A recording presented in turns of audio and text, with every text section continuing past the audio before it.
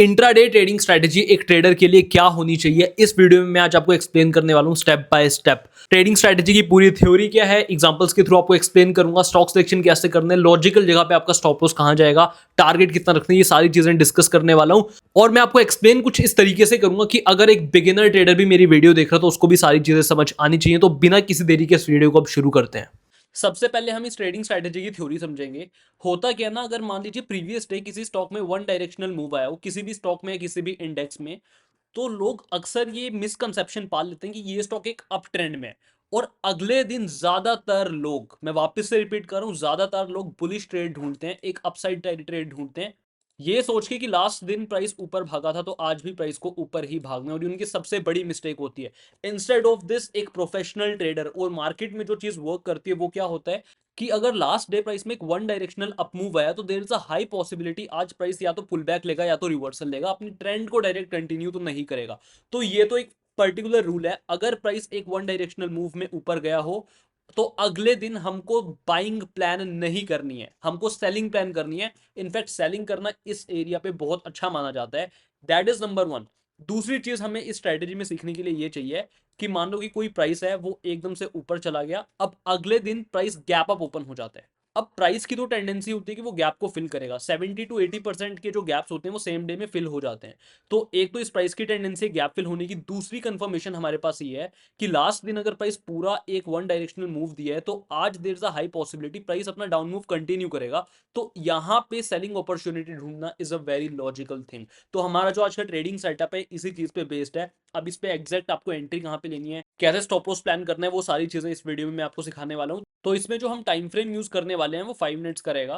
5 minutes का time frame लेंगे, कोई 15 मिनट्स का टाइम फ्रेम हम यूज नहीं करेंगे। अब ये एक बहुत अच्छा एग्जांपल है। अगर आप यहाँ पे देख पा रहे होगे तो प्राइस एक one directional down move show किया था पूरे लास्ट प्रीवियस दिन में।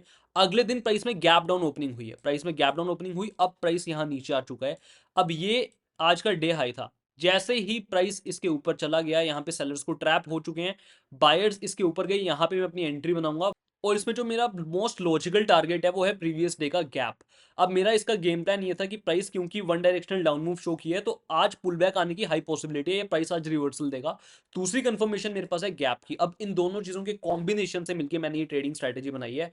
एंट्री कहां पे बनाऊंगा, जैसे ही सेलर्स ट्रैप हो जाएंगे। अब स्टॉप लॉस में कहां पे रखूंगा, वो सबसे इंपॉर्टेंट चीज है। अगर आप सोचो कि आप स्टॉप लॉस इस स्विंग के नीचे रख लोगे तो फिर आपकी रिस्क रिवॉर्ड आपको अच्छे नहीं मिलेंगे। इंस्टेड ऑफ दैट आपको क्या देखना है कि यहां से लेके आपका टारगेट कितना मिल रहा है। अगर आपको यहाँ पे टारगेट मिल रहा है जैसे 1.68% का टारगेट मिल रहा है, तो ये आप पे डिपेंड करता है कि आपको रिस्क रिवॉर्ड कितना सेट करना है। अगर आपको 1:2 का रिस्क रिवॉर्ड सेट करना है तो आप इसका हाफ स्टॉप लॉस ले लो। जैसे 1.68 का हाफ स्टॉप लॉस होगा आपका 0.84%। तो अगर मुझे इसका स्टॉप लॉस लेना होगा तो मैं यहाँ से 0.84% का स्टॉप लॉस रख लूंगा यहाँ पे वन। तो ये लेवल मेरी एंट्री है, ये लेवल मेरा स्टॉप लॉस है और ये मेरा टारगेट है। इसमें स्टॉप लॉस मैं क्लियरली उसके हिसाब से देख रहा हूँ कि मुझे 1:2 पे खेलना है, 1:3 पे खेलना है। सिमिलरली अगर मुझे 1:3 पे खेलना है तो मैं अपने टारगेट डिवाइडेड बाय 3 कर दूंगा और उतना ही अपना स्टॉप लॉस रखूंगा। इसके प्रोजेक्शंस मैं आपको एक बार मार्क करके दिखा देता हूँ। इस लेवल पे मैं अपनी एग्जैक्ट एंट्री बनाने वाला हूँ। इस लेवल पे मेरी एग्जैक्ट एंट्री जाएगी, यहाँ तक मेरा टारगेट जाएगा और मुझे यहाँ पे अपना रिस्क रिवॉर्ड सेट करना है 1:2। तो यहाँ पे मेरा स्टॉप लॉस जाएगा, इस हिसाब से मैं करूंगा। और इसके एग्जांपल्स देख लेते हैं। अब ये एक बहुत अच्छा एग्जांपल है, प्राइस में वन डायरेक्शनल एक अप मूव आया है, अगले दिन प्राइस यहां से रिट्रेस करके नीचे गया है। अब इसके अगले दिन मुझे कोई बुलिश अपॉर्चुनिटी ढूंढेगी तो मैं फिर भी यहाँ पे एंट्री ले सकता हूँ। बट हमारी ट्रेडिंग स्ट्रैटेजी के अकॉर्डिंग हमको तो इसी दिन ट्रेड करना है।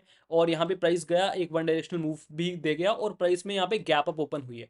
प्राइस ऊपर नहीं गया, यहाँ पे कोई भी आपके बायर्स को ट्रैप नहीं किया है, सीधा प्राइस नीचे आ गया, तो यहाँ पे हमारा कोई ट्रेडिंग सेटअप नहीं बनता है। तो यहाँ पे हमें ट्रेड नहीं करना है। ऑल्दो जितने भी लोग नए ट्रेडर्स हैं, प्राइस एक्शन अभी अभी सीख रहे हैं, तो आपके दिमाग में ये चीज रहनी चाहिए कि अगर आपको यहाँ पे ट्रेड नहीं करना है बट आपको यहाँ से एक डाउन मूव एक्सपेक्टेड होना चाहिए। बैक ऑफ द माइंड आपके यही चलना चाहिए कि मुझे इस दिन बाइंग तो प्लान नहीं करनी है, मैं कंटिन्यूसली सेलिंग की अपॉर्चुनिटी ढूंढूंगा। और बात रही ट्रेडिंग की, तो आज हमारा कोई ट्रेडिंग सेटअप नहीं बना तो हम इसे अवॉइड करेंगे। अब यहाँ पे भी हमें एक बहुत अच्छा एग्जाम्पल मिला है। प्राइस में वन डायरेक्शनल एक डाउन मूव हमें मिला है, अब प्राइस अगले दिन गैप डाउन ओपन हुआ है। तो गेम प्लान तो यही बोलता है अगर प्राइस पिछले पूरे दिन गिरा है तो हमें यहाँ पे सेलिंग अपॉर्चुनिटी नहीं ढूंढनी है, हमको यहाँ पे बाइंग अपॉर्चुनिटी ढूंढनी है। दूसरी चीज यहाँ पे हमें गैप डाउन भी मिला है, तो एंट्री तो हम यहाँ पे बनाएंगे। अब एंट्री बनाने के लिए हमें चाहिए ट्रैपिंग। तो फर्स्ट कैंडल का हाई ये है, प्राइस में एक बंप आया डाउन साइड की तरफ और फिर प्राइस ने यहाँ पे एक पुश दिया और यहाँ पे सेलर्स हो चुके हैं ट्रैप। जैसे ही इस फर्स्ट कैंडल का हाई ब्रेक होगा, यहाँ पे मैं अपनी एंट्री बनाऊंगा with the target of last days closing this. और अब मैं अपना रिस्क रिवॉर्ड सेट करूंगा बेसिकली मुझे 1:2 पे खेलना है या 1:3 पे खेलना है। मैं आपको बोलूंगा कि अगर आप एक बिगिनर हो तो आपको 1:2 का रिस्क रिवॉर्ड चाहिए। अब 1:2 मैं क्यों बोल रहा हूँ, क्योंकि 1:2 का रिस्क रिवॉर्ड अचीव करना इज लॉजिकल और यहाँ तक अपने ट्रेड को हर कोई होल्ड कर सकता है। ट्रेड तो आप 1:5 1:6 के रिस्क रिवॉर्ड पे भी कर सकते हो, बट आपके स्टॉप प्रोसेस हिट होने के चांसेस बहुत ज्यादा है, कंसिस्टेंसी आपको वहां पे नहीं मिलेगी। तो अगर मुझे सिंपली 1:2 का रिस्क रिवॉर्ड यहाँ पे सेट करना है, यहाँ पे मैं अपनी एंट्री बनाऊंगा। टारगेट मेरा होगा लास्ट डे की क्लोजिंग विच इज दिस। और यहाँ पे मैं अपना सिंपली 1:2 का रिस्क रिवॉर्ड सेट कर लूंगा। तो मेरा स्टॉप लॉस जाना चाहिए ऑलमोस्ट यहाँ पर। तो इस हिसाब से हमें ये ट्रेडिंग स्ट्रैटेजी मार्केट में अप्लाई करनी है। अब इसका स्टॉक सिलेक्शन कुछ ऐसे होगा कि आपको एक दिन पहले से ही स्टॉक्स को सिलेक्ट कर लेना है जिनमें वन डायरेक्शनल मूव आया हो।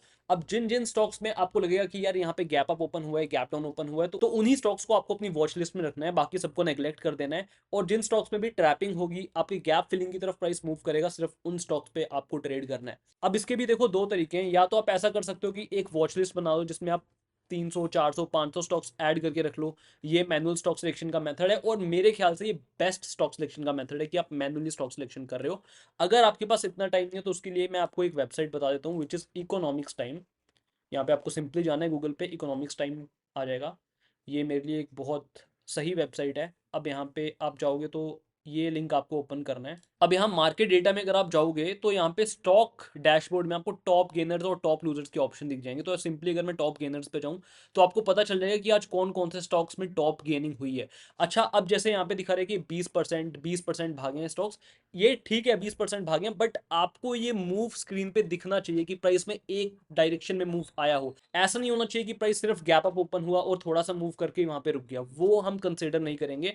आपको प्राइस में पूरा मूव चाहिए। जैसे कि यहाँ पे देखो स्टॉक वन डायरेक्शनली गिरा है प्रीवियस प्राइस में, इंट्राडे में पूरा डाउन मूव आया है, तो हम एक्सपेक्ट करेंगे कि अगले दिन अगर गैप डाउन ओपन होता है तो ये अपने गैप को फिल करेगा। ऐसा नहीं है कि प्राइस अगर यहाँ पे मान लो कि गैप डाउन ओपन हुआ और यहीं पे मूव कर गया, तो आप तो ये भी सोच सकते हो कि यार प्रीवियस दिन प्राइस 10% गिरा था तो आज भी हम यहाँ पे रिवर्सल अपॉर्चुनिटी ढूंढेंगे। नहीं, आपको ऐसा पूरा इंट्राडे में मूव चाहिए। तो इसके दो तरीके हैं, या तो आप मैनुअल स्टॉक सिलेक्शन कर सकते हो या फिर आप यहाँ पे मार्केट में टॉप गेनर्स और टॉप लूजर्स की यहाँ पे लिस्ट आ जाएगी। तो ये टोटली आप पे डिपेंड करता है कि आपको स्टॉक सिलेक्शन कैसे करना है। मैं personally manual stock selection prefer करता हूँ, और अगर आप एक बिगिनर हो तो मैं आपको बोलूंगा कि आप मैनुअल स्टॉक सिलेक्शन मेथड ही यूज करो, क्योंकि इससे प्राइस की अंडरस्टैंडिंग आपकी ज्यादा बेटर हो जाएगी। और जो चीज आपकी आई स्ट्रेन कर सकती है वो कभी भी एक स्कैनर या स्क्रीनर आपको करके नहीं दे सकता। और मैं पूरी उम्मीद करता हूँ आपको ये कॉन्सेप्ट बहुत अच्छा लगा होगा, लॉजिकल लगा होगा, प्राइस की कुछ नई अंडरस्टैंडिंग आपको मिली होगी। और मेरे यूट्यूब चैनल पे मैंने ऐसे बहुत सारे और कॉन्सेप्ट शेयर किए हैं, ट्रेडिंग साइकोलॉजी से रिलेटेड, ट्रेडिंग स्ट्रैटेजी से रिलेटेड, बेसिक प्राइस अंडरस्टैंडिंग से रिलेटेड और रिस्क मैनेजमेंट से रिलेटेड। आप उसे जाके चेकआउट कर सकते हो।